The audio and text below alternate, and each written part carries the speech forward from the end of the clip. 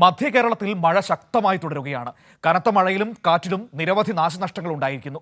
പെരിയാറിൽ ജലനിരപ്പ് ഉയർന്നതിനെ തുടർന്ന് ആലുവ ശിവക്ഷേത്രത്തിൽ വെള്ളം കയറി. തീരപ്രദേശങ്ങളിൽ താമസിക്കുന്നവർക്ക് ജാഗ്രതാ നിർദ്ദേശം നൽകിയിരിക്കുകയാണ്.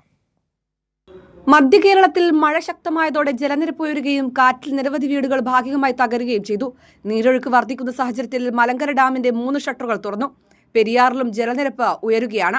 ആലുവ ശിവക്ഷേത്രത്തിൽ വെള്ളം കയറി. കടലാക്രമണം രൂക്ഷമായതോടെ കണ്ണമാലിയിലെ വിവിധ വീടുകളിലും വെള്ളം കയറി. തുടർന്ന് താമസക്കാർ ബന്ധുവീടുകളിലേക്ക് മാറി. കഴിഞ്ഞ ദിവസമുണ്ടായ കാറ്റിൽ ആൽമരം റെയിൽവേ ട്രാക്കിലേക്ക് കടപുഴകി വീണ് ട്രെയിൻ ഗതാഗതം സ്തംഭിച്ചു. മഴക്കെടുതിയെ തുടർന്ന് ഇടുക്കി മീനച്ചിൽ കൊണ്ടൂർ ജോൺസ് LP സ്കൂളിൽ ക്യാമ്പ് തുറന്നു. കോട്ടയത്ത് കാറ്റിലും മഴയിലും 69 വീടുകൾക്ക് ഭാഗികമായി നാശം സംഭവിച്ചു. തൃശൂർ ജില്ലയിൽ 122 വീടുകൾ ശക്തമായ കാറ്റിലും മഴയിലും തകർന്നു. മഴ കനത്തതോടെ തീരമേഖലകളിൽ ജാഗ്രതാ നിർദ്ദേശം നൽകി. മഴ മുന്നറിയിപ്പിനെ തുടർന്ന് ഇന്ന് ഇടുക്കി, കോട്ടയം ജില്ലകളിലെ വിദ്യാഭ്യാസ സ്ഥാപനങ്ങൾ അവധി പ്രഖ്യാപിച്ചിരിക്കുകയാണ്. കൈരളി ന്യൂസ്, കൊച്ചി.